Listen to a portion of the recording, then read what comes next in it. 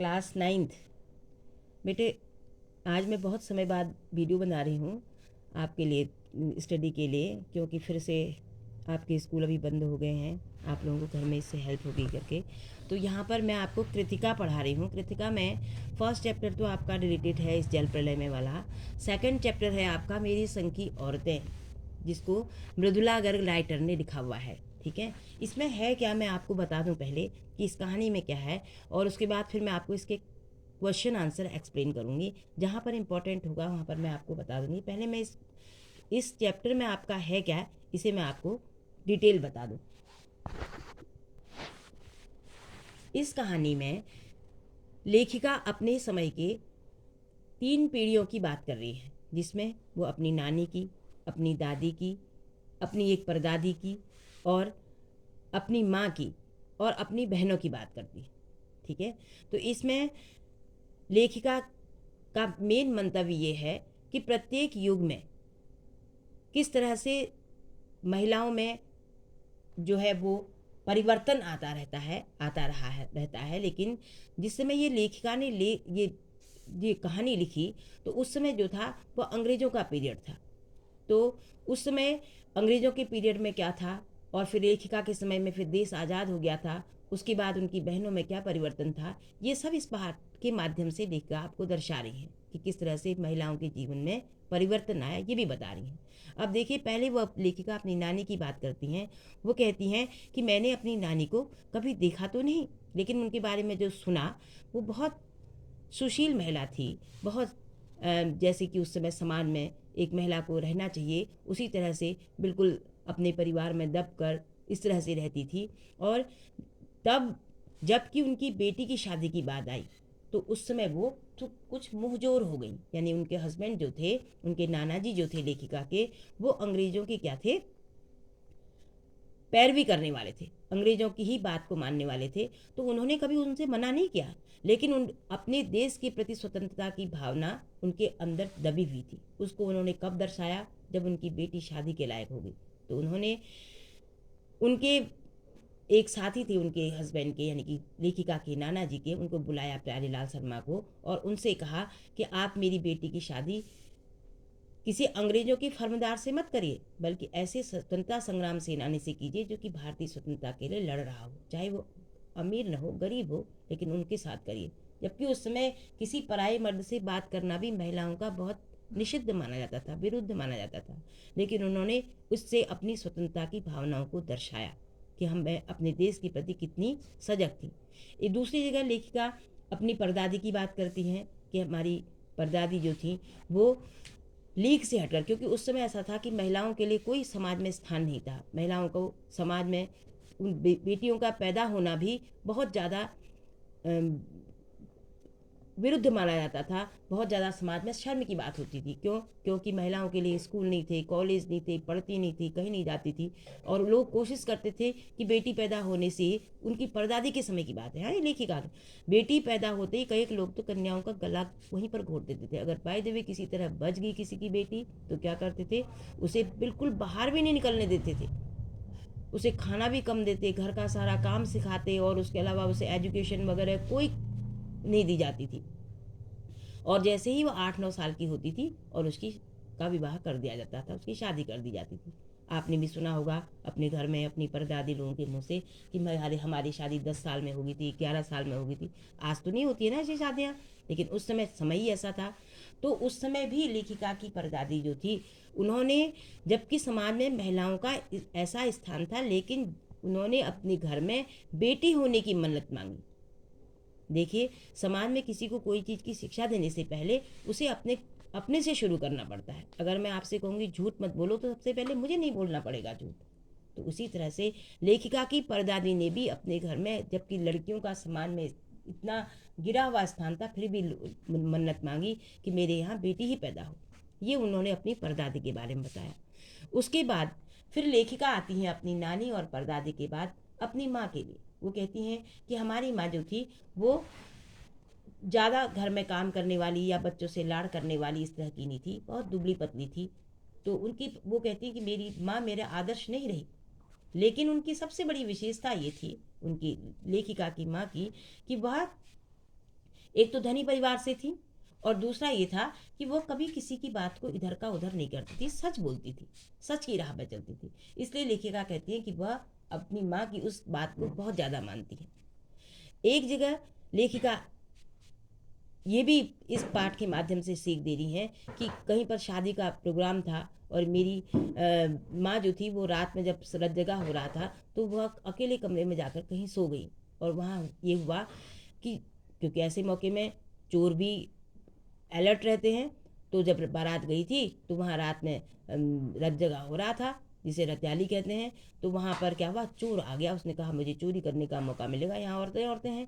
लेकिन लेखिका की माँ जो थी वो सीधी सादी थी, मतलब इस तरह के भड़काऊ चीज़ें पसंद नहीं थी। वो अकेले कमरे में जाके सो गई, और वहाँ क्या हुआ, चोर आ गया।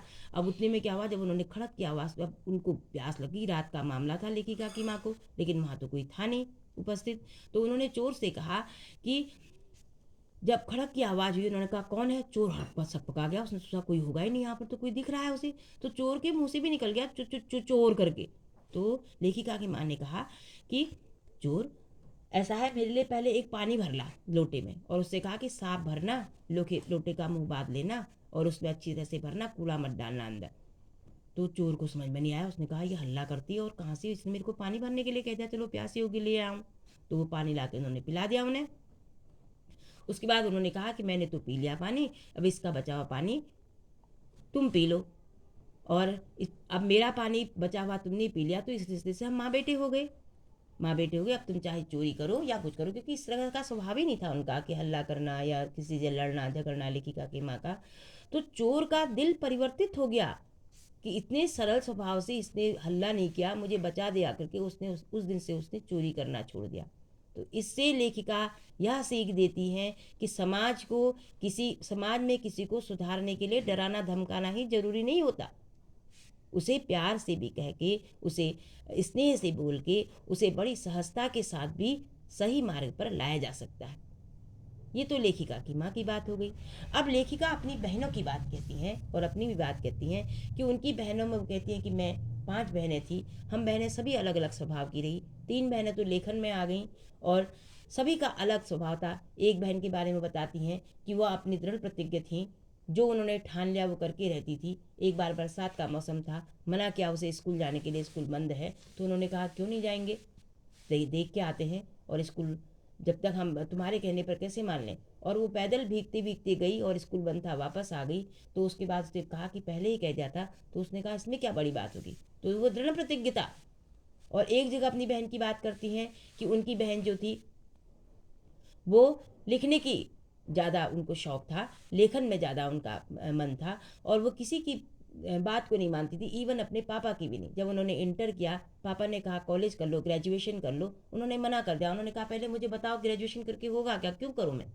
तो जब सबका कहना नहीं माना, तो पापा ने जिद की कि नहीं, ग्रेजुएशन तो करना ही पड़ेगा, मैं कह रहा हूँ तब करना पड़ेगा। तो उन्होंने इस तरह से ग्रेजुएशन किया। और लेखिका खुद अपने बारे में कहती हैं कि जब मैं कर्नाटक में थी, बागलकोट में, तो उस समय वहाँ पर स्कूल का कोई प्रबंध नहीं था, प्राइमरी स्कूल का। तो मैंने कैथोलिक से पास जाकर वहाँ शिक्षा के लिए, स्कूल खुलवाने के लिए, कैथोलिक एक क्रिश्चियन एक समिति होती है, तो कैथोलिक से कहने पर जब कहा, तो उन्होंने स्कूल खोलने के लिए मना कर दिया, क्योंकि उसमें इंडियंस को कोई एजुकेशन की कोई व्यवस्था नहीं थी। तो उन्होंने मना कर दिया, उन्होंने कहा प्राइमरी स्कूल भी खुल जाए कर्नाटक में, तो वहाँ छोटे छोटे बच्चे इंडियंस के पढ़ाई कर लें। तो कैथोलिक चर्च के मना करने पर उसने कुछ उत्साही लोगों के साथ रहकर वहाँ स्कूल की स्थापना की, जिससे कि लेखिका के बच्चे भी पढ़े, और साथ में अन्य बच्चों ने भी वहाँ लाकर शिक्षा ली।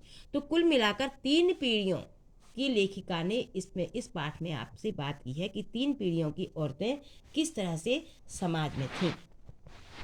हाँ बेटे, ये तो मैंने आपको इस कहानी को शॉर्ट में बताया। वैसे भी लेखिका ने कहा कि 15 अगस्त का जश्न जो है, जब देश आज़ाद हो गया था, उसमें लेखिका भी थी, उसमें उसका भी जिक्र किया है। लेकिन मैंने आपको इस कहानी में है क्या ये शॉर्ट बता दिया। अब मैं आपको इसके क्वेश्चन आंसर एक्सप्लेन कर लूँ। इसका फर्स्ट क्वेश्चन है, लेखिका ने अपनी नानी को कभी देखा नहीं, फिर भी उनके व्यक्तित्व से वो क्यों प्रभावित थी। इससे पहले मैं क्वेश्चन आपको एक्सप्लेन करूँ, का आंसर आपको एक्सप्लेन करूं, मैं आपको एक बात बता देना चाहती हूँ कि आपकी कृतिका में जो 3 चैप्टर हैं, वो तीनों चैप्टर टर्म 2 में जरूर आएंगे, और क्वेश्चन आंसर ही आने वाले हैं, इसलिए मैं आपको क्वेश्चन आंसर एक्सप्लेन कर रही हूँ। देखिए, लेखिका की क्वेश्चन फर्स्ट है आपका, लेखिका ने अपनी नानी को कभी नहीं देखा और फिर भी उनके व्यक्तित्व से वह क्यों प्रभावित थी। इसका मतलब है कि लेखिका ने नानी को, मैंने आपको बताया अभी कि लेखिका ने नानी को देखा तो नहीं था, लेकिन वह इसलिए प्रभावित थी लेखिका कि उन्होंने अपने मन में अपने देश को स्वतंत्र करने की आग को जलाए रखा और उसके लिए कभी नाना जी से संघर्ष नहीं किया कि आप क्यों अंग्रेजों की तरफदारी करते हो, ये नहीं कहा उन्होंने अंग्रेज से, लेकिन अपना भी जो मन में भावना थी उन्हें भी दबने नहीं दिया। और इस तरह अपनी बेटी की शादी करते समय उन्होंने अपनी भावनाओं को, अंदर की जो आग थी उसे बाहर निकाला और उस अपनी बेटी की शादी किसी इंडियन से जो स्वतंत्रता संग्राम सेनानी था उससे की। इसलिए लेखिका अपनी नानी के व्यवहार से प्रभावित थी। ठीक। दूसरा प्रश्न है, लेखिका की नानी की आज़ादी के आंदोलन में वो किस प्रकार की भागीदारी रही। ये प्रश्न सेम है, यही भागीदारी रही कि उन्होंने स्वतंत्रता की भावना को मन में रखा और बाद में उनके अपने पति के मित्र जो थे प्यारेलाल शर्मा से उनसे कहा और अपनी बेटी की शादी स्वतंत्रता संग्राम सेनानी से कराई, क्योंकि वो और क्या कर सकती थी इससे ज़्यादा वो ना, क्योंकि उनके अंग्रेज तो खुद अंग्रेजों उनके पति तो खुद अंग्रेजों के फरमानदार थे, उनका कहना मानते थे, उनके नियम कानूनों को मानते थे, तो उन्होंने इतना भी किया तो यह भी उनका स्वतंत्रता संग्राम में सहयोगी हुआ, भागीदारी हुई। थर्ड क्वेश्चन, लेखिका की माँ परंपरा का निर्वाह न करते हुए भी सबके दिलों में राज करती थी। इस आलोक में लेखिका के व्यक्तित्व की विशेषताएं लिखिए। लेखिका की दादी के घर के माहौल का सब चित्र। अब देखिए यहाँ पर लेखिका की माँ की परंपरा का निर्वाह का मतलब क्या है कि जैसे क्या होता है, एक महिला के लिए घर में बच्चों के लिए खाना बनाना, उन्हें खिलाना पिलाना या उन्हें उनकी पढ़ाई का प्रबंध करना, लेकिन वो इस तरह की परंपरा को नहीं करती थी क्योंकि वो थोड़ा कमज़ोर भी थी और थोड़ा धनी परिवार से थी, तो इस तरह का काम उन्होंने नहीं सीखा था। इसलिए कहा कि लेखिका की माँ परंपरा का निर्वाह न करते हुए भी सबके दिलों में राज करती थी। क्यों करती थी सबके दिलों में राज? क्योंकि वह हमेशा सत्य बोलती थी, किसी की बातों को इधर की उधर नहीं करती थी और हमेशा सत्यता के मार्ग पर चलती थी, इसलिए सबके दिलों में राज करती थी। उसमें लेखिका की माँ के व्यक्तित्व की विशेषताएं यही हो गई कि वह सत्यवादी थी, सरल स्वभाव था, कर्मठ थी, अपने कर्तव्य के प्रति सजग न रहते हुए भी अपनी कुछ व्यक्तित्व की विशेषताओं के कारण वह सबके की प्रिय थी। ठीक। और इससे भी पहले ये था कि वो धनी परिवार से थी, इसलिए। दूसरा इसी क्वेश्चन का दूसरा पोर्शन है, लेखिका की दादी के घर का माहौल का शब्द चित्र अंकित कीजिए। मैंने बताया था लेखिका के घर की दादी में सब संयुक्त परिवार था।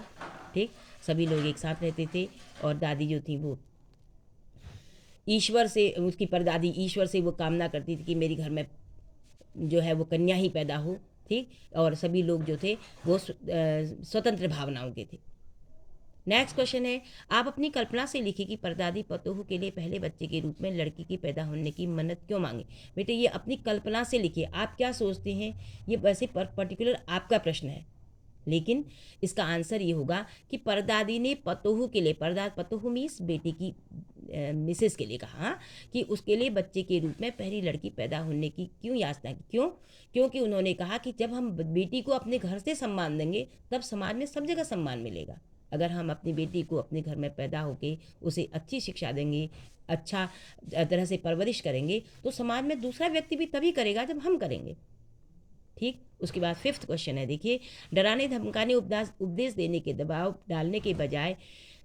डालने की जगह सहजता से किसी को भी सही राह पर ला सकता है। पाठ के आधार पर तर्क सहित उत्तर दीजिए। मैंने आपको बताया था ना, डराने धमकाने उपदेश देने या दबाव डालने से, यानी कि कोई गलत आदमी है उसे डराने धमकाने, उसे कानून की उसमें लाने के बदले कभी कभी उसे सहजता से भी, जैसे कह रहा है कि तर्क सहित उत्तर दिए, जैसे कि लेखिका की माँ ने किया, चोर को अपने सहज स्वभाव के कारण वह उसे चोरी करना छुड़वा दिया। ठीक। उसके बाद शिक्षा बच्चों का जन्मसिद्ध अधिकार है, इस दिशा में लेखिका के प्रयासों का उल्लेख कीजिए।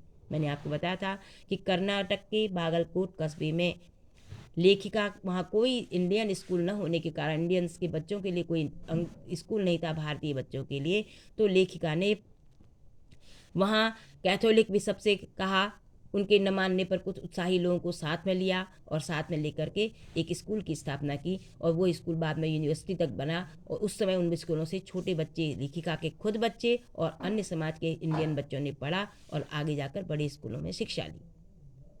नेक्स्ट क्वेश्चन है, पाठ के आधार पर लिखिए कि जीवन में कैसे इंसानों को अधिक श्रद्धा भाव से देखा जाता है। कैसे इंसानों को देखा जाता है? जो सत्यता के मार्ग पर हो, जो निष्ठावादी हो, जो कर्मठ हो, जो दृढ़ प्रतिज्ञ हो, जो साहसी हो, ऐसे इस लोगों को हमेशा श्रद्धा भाव से देखा जाता है।